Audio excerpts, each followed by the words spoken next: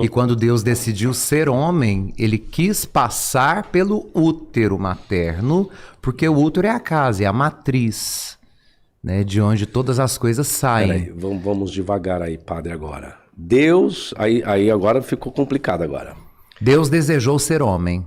Peraí, então Jesus é Deus? Jesus é Deus. E o pai dele é quem? O pai dele é o próprio Deus. Quantos deuses nós Existe temos? um só em 3 pessoas. Como que é isso? O senhor nega a trindade? Não é questão de negar, é questão de explicação e fundamentação. Como que é isso? Me explique agora. A manifestação do pai como criador de todas as coisas, o filho como a razão pela qual todas as coisas foram feitas, e sem ele nada do que existe existiria, e o espírito como aquele que é o operário, que realiza todas as coisas desejadas pelo pai e que são concretizadas no filho. Esses 3 podem se manifestar ao mesmo tempo? Eles estão unidos. Não, veja bem. Não estou falando em unidade em pessoa. Eu falei se os 3 podem se manifestar distintamente ao mesmo tempo, pode? Pode, os 3 podem se manifestar, Então, como se manifestaram. Então isso é politeísmo, não é monoteísmo. A grande confusão... Ou enoteísmo, melhor seria. Também, enoteísmo. Ah, tá. Ok, aí nesse quesito eu concordo contigo. Nessa perspectiva, inclusive nos primeiros séculos, a grande dificuldade de se crer para as novas comunidades convertidas era a ideia de que como acreditar que um Deus pode ser 3. Por isso que vai surgir desde o início, né, em Alexandria, a grande heresia de Ariano, presbiterário, porque a ideia de que Jesus não poderia trazer em si a divindade, né? E o primeiro concílio vai justamente servir para isso, dizendo que ele é verdadeiro Deus e verdadeiro homem, né? Que é o símbolo do credo de Nicéia. Porque os cristãos, eles vão entender que a manifestação de Deus está para além da compreensão humana e que Cristo não é meramente um homem. Então, portanto, ele é obra do Espírito Santo, como é o sonho revelado em Lucas para José e tudo mais, que o senhor até citou isso, né? Então, para nós, dentro da nossa crença cristã, não tem como separar o Pai, o Filho e o Espírito Santo, porque a Trindade é indivisível. Não tem como separar em que sentido? Na coexistência, eles coexistem como Pai, Filho e Espírito. Tá, vamos lá, padre. Vamos entrar numa prerrogativa. Aí é muita filosofia, e a filosofia é na minha área, assim como o senhor é filósofo, tá? Quando você trata desse aspecto, eu lhe pergunto, qual o fundamento para isso? Se nós estamos lidando com a Bíblia, qual o fundamento bíblico para isso? Ou melhor dizendo, em qual momento Jesus assumiu ser Deus? De uma forma clara e explícita, dentro da sua logia. Em qual momento isso se deu? Eu e o Pai somos um. Em que sentido? Qual o contexto? Dá para colocar o texto bíblico aí? Dá, o Pedrão providencia pra gente. Coloca aí na tela para nós, por favor, João 14, por gentileza. João 14. Vamos ver o contexto, em qual sentido Jesus quis dizer que ele e o Pai é um. Vamos ver se foi em essência, em onipotência, em atributos naturais e morais, em grau de perfeição. Que isso é o que caracteriza que seria a divindade. João 14. Não se perturbe o vosso coração, credes em Deus, crede também em mim. Na casa de meu Pai há muitas moradas. Se não fosse assim, eu vos teria dito. Vou preparar Para um pouquinho, padre. Lugar. Por que Jesus falou que na nossa casa há muitas moradas? Por que colocou a casa do Pai e não nossa, já que ele é divino também? Por que não colocou que na casa do meu Pai há muito, na casa do meu Pai?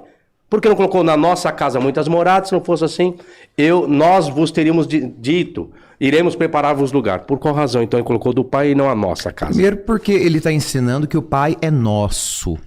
Essa participação da humanidade na paternidade divina. Então a humanidade é divina? A humanidade é divina. Nós somos imagem e semelhança de Deus. Mas que sentido, padre? Nós somos imagem e semelhança de Deus. Naquilo da potencialidade do bem, da unicidade, da bondade, de ser perfeito, de buscarmos a beleza, a unicidade, o belo e o verdadeiro, que são os atributos divinos. E o mal, onde entra nesse quesito? Porque nós somos mal também. Quando eu deixo de praticar o bem. Porque o mal não é uma essência, o mal é uma ausência. O mal é uma ausência. A ausência do bem. A mentira bem. Seria o quê, padre? A ausência da verdade. Deus poderia mentir? Nunca. E se eu lhe provar que Deus mentiu? Na Bíblia. Na Bíblia, nós podemos entender que os autores sagrados podem ter se equivocado. Deus jamais. Aí o senhor está na filosofia, aí o senhor está articulando sem um fundamento. Eu vou usar a Bíblia como fundamento. Com o fundamento dos autores sagrados. Você está né? dizendo que Deus não pode mentir. Se Não. Deus pode ser convencido pelo homem, Deus pode ser convencido pelo homem? Que Deus que é esse que pode ser convencido pelo homem? A partir do momento em que o homem se revela diante de Deus gratuitamente, despido das suas vestes de matéria e permitir que a graça de Deus o alcance, Deus pode muito bem ser convencido pelo homem. Então esse Deus está meio bem natural. Mas vamos voltar para o texto de João 14, vamos lá? Vamos ver aonde que Jesus e o Pai são um em essência. Isso. Tomé disse, Senhor, nós não sabemos, verso 5, versículo 5, nós não sabemos para onde vais, né? E como podemos saber o caminho? Disse-lhe Jesus, eu sou o caminho, a verdade e a vida. Ninguém vem ao Pai senão por mim. Vamos parar aí. O versículo 6, padre, existe uma questão interessante ali, que se agora Jesus, parece que ele tira o Pai, né? Eu, apenas ele, eu sou o caminho. Eu vim para isso. E a verdade e a vida. Ninguém vem ao Pai senão por mim. Quando você pega esse senão, essa alternativa, essa conjunção condicional alternativa, senão por mim, não é vai ao Pai, como muitas pessoas entendem. Você tem que ter Jesus para ter acesso ao Pai lá na eternidade. Não está escrito isso. O verbo não é ir, o verbo é vir. Ninguém vê ao Pai. Então ele está dizendo que ele e o Pai têm alguma coisa em comum. Aí vamos continuar para ver o que seria isso? Se vós conhecesseis a mim, também conheceríeis a meu Pai. E já desde agora o conheceis e o tendes visto. Peraí. Vai entrar a questão ilógica que Felipe vai trazer esse argumento. Disse, Senhor, mostra-nos o Pai o que nos basta. Disse-lhe Jesus, estou há tanto tempo convosco e não me tendes conhecido, Felipe? Quem vê a mim, vê o Pai. E como dizes tu, mostra-nos o Pai? Não crês tu, um ato de fato, não, ato de crença, de fé. Não crês tu que eu estou no Pai, que o Pai está em mim? Agora vem o detalhe. As palavras que eu vos digo, não as digo de mim mesmo, mas o Pai quem está em mim, é Ele quem faz as obras. Isso. Então você tem aí a construção do Logos, que é a construção do Evangelho de João. Então você tem a palavra o Logos, e você tem o cumprimento dessa palavra por intermédio do Pai. Logo, são duas coisas distintas. A palavra não é ação, a ação vem por intermédio da palavra. Isso. A palavra por si só, ela só pode ser construída se o Pai construir por intermédio da palavra. Então já são coisas distintas, não são a mesma coisa nesse caso. Tá? Próximo versículo. 11. Credes, ok, já foi. Crede-me que eu estou no Pai e o Pai em mim. Crede ao menos por causa das mesmas obras. Na verdade, vos digo que aquele que crê em mim também fará, olha que interessante isso, as obras que eu faço, e as fará maiores do que estas, pronome demonstrativo daquele que ele já tinha feito, porque eu vou para o meu Pai. Assim como que ele vai se o Pai já está. Você vê que não é uma construção redundante. Você vê que quando você vai segmentando o texto, primeiro ele coloca que o Pai está com ele, eu sou o caminho, a verdade e a vida. Ninguém vem ao Pai a não ser por mim, porque eu e o Pai estamos aqui juntos, fazendo as mesmas obras. Eu sou o verbo, o Pai é a ação, mas vocês farão algo maior daquilo que eu já fiz. Aí eu estou divinizando os seres humanos também, dentro desse contexto. Só que eu vou para o meu Pai. Mas só que o Pai já não estava com ele, fazendo as ações? Então o Pai tem que continuar com os seres humanos que fariam as mesmas ações. Hermeneuticamente é isso que o contexto está dizendo que João quer relatar. Aí eu lhe pergunto, padre, dentro desse texto de João 14, não está colocando que os dois têm a mesma essência. Diz que os dois podem fazer a mesma obra, mas que cada um tem uma funcionalidade diferente do outro. Como que é isso dentro de uma unidade? 3 personas numa única divindade. Veja, a personalidade, a pessoa, entrega a cada um a independência. Mas a divindade é uma só. Deus se desdobra enquanto Pai que deseja, enquanto Filho que cumpre, enquanto Espírito que realiza. Quando o próprio Cristo vai continuar ali dizendo, se me amais, guardais os meus mandamentos, e eu rogarei ao Pai, e ele vos dará outro Consolador, né? Ou advogado do grego, né? Que é paráclitos, para que fique convosco para sempre. Então veja, é o desdobramento do Pai e do Filho no Espírito que permanece no coração daqueles que recebem por meio do Espírito Santo o batismo. O Espírito de verdade que o mundo não pôde receber, porque não o vê nem o conhece. Então, aqueles que não viram o Espírito e que não tiveram a experiência do Espírito, podem negar a sua existência, não o viram e não o conhecem. Mas vós o conheceis. Por quê? Porque o Espírito, assim como o Pai está no Filho, e o Filho está no Pai e no Espírito, e o Pai está no Espírito e no Filho.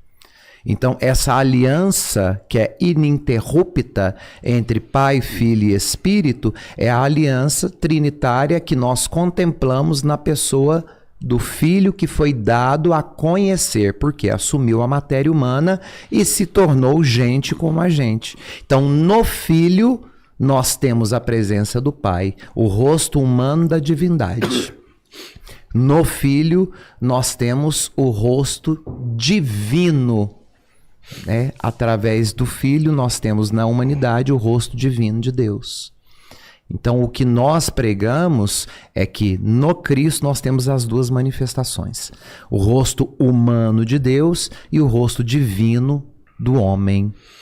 Vamos lá, Padre, se os três têm a mesma essência, por que Jesus tem que rogar ao Pai para enviar outro Consolador, se os três sabem quais são as suas devidas funções que devem ser praticadas?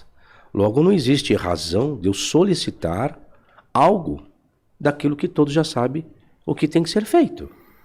Você vê, por mais que eu tenha uma linguagem humana, que é isso que o escritor quer fazer, por mais que eu faça uso do antropopatismo ou do antropomorfismo, em termos de figura de linguagem, eu tenho essa problemática. Igual eu te coloquei, a trindade dentro de um enoteísmo, sim, é possível nessa concepção. Aí eu só tenho um problema, eu não vou conseguir colocar os três na mesma essência, porque dentro da concepção enoteísta, eu tenho que colocar que existe um soberano que comanda os outros dois. Porque a trindade que é explícita, que alguns ensinam dentro da academia, é que o Pai, o Filho e o Espírito Santo são três pessoas distintas, não são deuses distintos. São pessoas distintas contendo a mesma essência, homoioteleuto, né? Com homoioteleuto, que algumas pessoas, homoiousios em grego, querem colocar a mesma essência ali. Três pessoas distintas. Quando você faz isso, três pessoas distintas com a mesma essência, isso é politeísmo. A mesma substância. Aí é politeísmo. Agora, quando você coloca alguém que comanda, que é o que João está colocando dentro do capítulo 14, aí você tem a construção enoteísta. Isso eu não negaria. Por quê? O enoteísmo é uma concepção de crença muito antiga desde o período dos cananeus. Desde o deus El, do panteão cananeu, que depois originou-se o tetragrama, que foi então atribuído Deus para a nação judaica. Aí eu concordaria. Agora, entramos nesse assunto para entendermos a concepção virginal. Aí nós temos um problema grave. Vamos supor então, realmente, que a concepção não está errada, a concepção está certa. Nós temos o ato sobrenatural. Se nós temos essas três essências, o Pai, o Filho e o Espírito Santo, aí vem a pergunta: se os três estabeleceram as leis para conduzir um povo escolhido, que é o povo israelita, se um escolheu, logo os três concordaram com essa escolha. E se as leis foram implantadas para essa nação, logo foi aquilo que os três acordaram.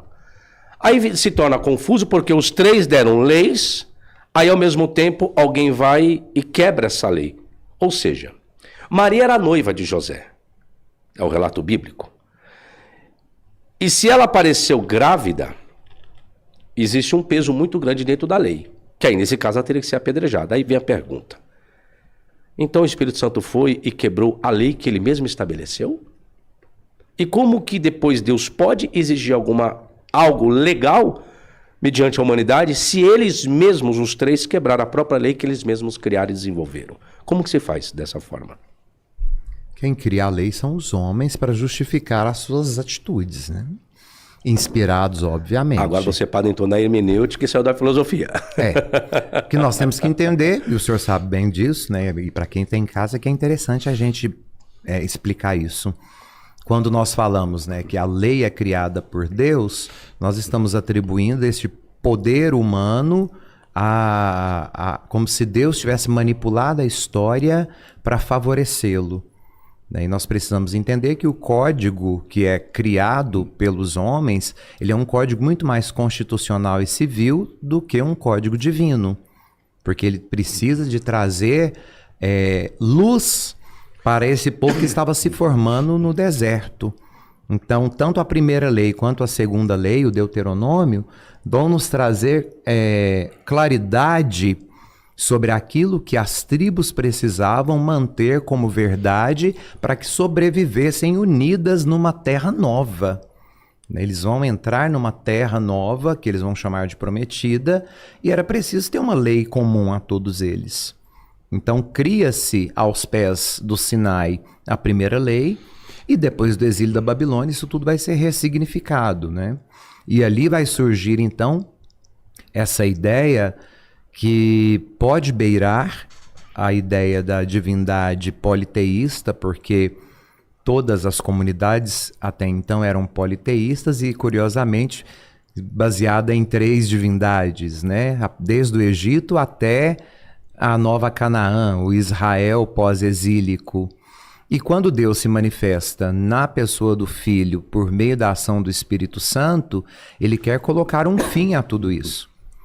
Ele vai dizer que o Pai, o Filho e o Espírito são um só, justamente porque o homem está buscando muitas explicações. Falta para o homem tem lacunas a serem preenchidas que a fé não conseguiu tocar. E para evitar o politeísmo, o monoteísmo vai nos dar então a ideia do único Deus. Só que o cristianismo desdobra esse único Deus em ações. João vai dizer na sua carta que Deus é a experiência do amor. Então ele vai reduzir Deus a um substantivo, amor.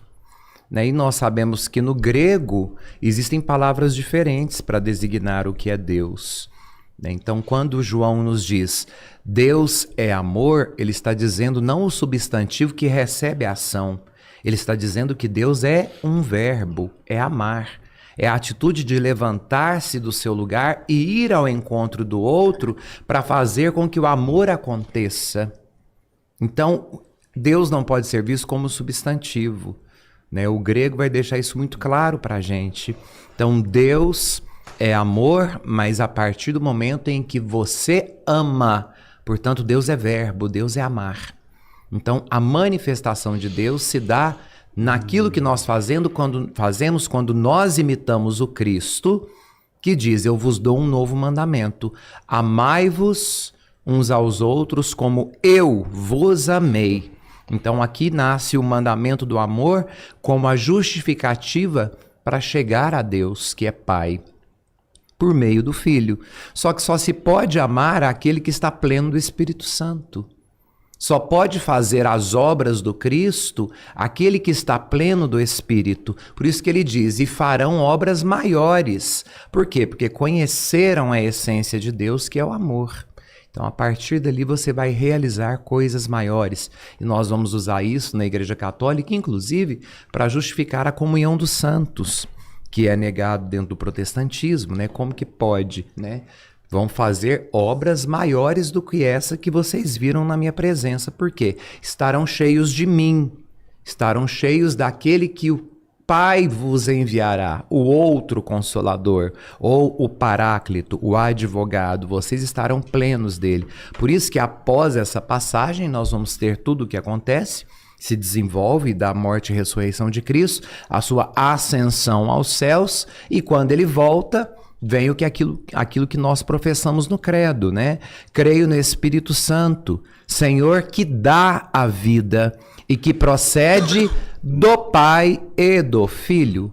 E com o Pai e o Filho é adorado e glorificado. Ele que falou anteriormente pela boca dos profetas. Agora ele se dá por inteiro, porque ele é derramado sobre as pessoas por meio do batismo, que é o que o Cristo nos ensina. O padre falou uma coisa a respeito da lei, ainda até falei, agora o padre saiu da filosofia e entrou na hermenêutica. O padre colocou que as leis foram criadas pelos seres humanos, certo? Sim. Os 10 mandamentos, então, são humanos, não são divinos, na sua concepção? São inspirados para que os homens pudessem ter uma disciplina. Então, Mas dizer que eles são exclusivamente divinos seria um equívoco. Ok, então o relato que fala que Deus escreveu os 10 mandamentos, seu próprio dedo, então esquece isso. Para o cristianismo, nós entendemos que os mandamentos são dados, inspirados, porém, os homens vão criá-los a partir de uma necessidade de constituir uma lei que fosse comum a todas as tribos que estavam ali formando agora o novo povo de Deus. Ok, então se tratando da lei, é uma lei humana. Ok, aí na concepção tem que ser sobrenatural. Então a concepção pouco importa porque a concepção, o Espírito Santo não está preocupado com leis humanas. Logo, então nós não temos nenhuma lei divina, seria isso? Temos a lei divina, sem dúvida nenhuma. Porque não, o homem... não cometerás adultério, isso aí seria uma lei divina ou uma lei humana? É uma lei humana inspirada, porque era possível naquela época, o senhor bem sabe, como pesquisador, que você tivesse relações com as mulheres dos outros e era comum para as tribos que eram pagãs. Ok. Então o monoteísmo vai tirar esse resquício do paganismo e vai criar a ideia do adultério. Certo. Padre, se as leis são humanas, inspiradas pelo divino, logo, as leis existem para serem as pessoas cobradas por aqueles que estão infringindo da lei. Mas mesmo assim elas são humanas. Ok. Nós temos um problema grave nesse quesito quando se trata a respeito da Trindade ou da atuação do Espírito Santo entre o Pai e o Filho também. Porque quando nós chegamos a respeito da blasfêmia, alguém será penalizado porque blasfemou. Logo, então, existe uma legalidade. Se existe uma penalização, existe uma legalidade. Havendo legalidade, existe uma lei. Como que eu posso entender, só para nós fecharmos essa questão da Trindade, se realmente são as pessoas distintas contendo a mesma essência? Logo, o que pode para um, pode para os outros dois. O que não pode para um, logo não pode para os outros dois. Por que então a blasfêmia apenas e exclusivamente contra o Espírito Santo não há de ser perdoada e contra os outros sim? Se tem a mesma essência, não tem nada de errado aí não? Tem a essência de Deus é o Espírito, né? Então quando nós blasfemamos contra o Espírito, nós estamos blasfemando contra o Pai, o Filho e o Espírito. Não meramente contra a pessoa do Espírito. Só que aí Jesus falou que não. Toda blasfêmia contra o Pai há de ser perdoada e contra o Espírito não. São questões distintas aí, Padre, no contexto. São distintas, sem dúvida. Mas o Espírito, a blasfêmia contra o Espírito é justamente negar que tudo aquilo que o Pai fez por meio de Jesus Cristo não é uma verdade. Então, o que é blasfemar contra o Espírito? Negar a própria obra da salvação. Nesse não é o contexto, Padre. O conceito é exorcismo. A blasfêmia só se dá quando você atribui o ato do exorcismo, o poder de que alguém está exercendo exorcismo ao Beelzebú. Esse é o contexto. Blasfêmia seria isso. A blasfêmia contra o Espírito Santo só se dá no ato de exorcismo. Esse é o contexto. A hermenêutica é o que diz. Isso é quando o contexto em que o Cristo fala, né? Quando isso é o contexto. Acusam Jesus de estar expulsando Beelzebú em nome de Beelzebú. Esse é o contexto. Se eu colocar qualquer outra coisa que seja blasfêmia fora desse contexto, me desculpa, eu estou criando uma heresia. Porque texto fora do contexto é pretexto para heresia. Aí eu estaria criando uma heresia. Mas onde que eu tenho? Eu tenho duas pessoas distintas aí. E Jesus falou. Sim. Toda blasfêmia contra o Pai é de ser perdoada. Contra o Pai. O Pai é o Espírito, você está colocando. Aí, agora, contra o Espírito Santo não há de perdão. Então não pode ser a mesma pessoa, Padre. Porque já está falando do Pai no mesmo contexto que o Espírito Santo. Então tem uma distinção aí. O agir do Pai se dá por meio do Espírito. Não tem como a gente dizer que concordo contigo. A ação do Pai se só dá por meio do Espírito. Só que a blasfêmia é só contra o Espírito Santo. Que é a ação de Deus. Então, contra Deus pode ser perdoada. Contra o Espírito não. Você vê que são questões distintas aí, tá? Bom, é nesse quesito aí que eu não concordo, que aí não tenho como concordar dentro da hermeneuticamente. Voltando ao caso de Jesus, da sua concepção, então, o que eu entendi pela pessoa do Padre, as leis são humanas, logo o adultério é uma lei humana, entretanto inspirada por Deus, mas o sobrenatural ultrapassa as leis que ele mesmo inspirou. Seria isso então? O sobrenatural a partir do momento em que nós damos abertura para que aconteça a temática religiosa. Porque se eu pego esse livro para ler fora do contexto religioso,